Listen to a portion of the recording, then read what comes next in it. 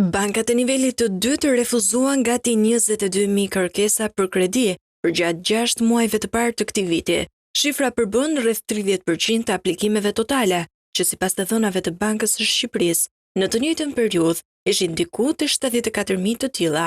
Për nga numri i aplikimeve, kërkesat e individëve përbëjnë 92% të totalit, por shuma e lëvruar nga qytetarët zë rreth 1/3 e totalit, ndërsa pjesa tjetër është dhënë për bizneset. Sipas të dhënave, nga janari deri në fund të qershorit të këtij viti, bankat e nivelit të dytë kanë dhënë në total 2.3 miliardë euro kredi, ku 770 milion euro është ndarë për individët, ndërsa pjesa tjetër për bizneset. Në kategorinë e individëve, pjesa dërmuese e kredisë përbëhet nga kredia për strehim dhe ajo e konsumit, ndërsa bizneset morën hua për zgjerimin e aktivitetit.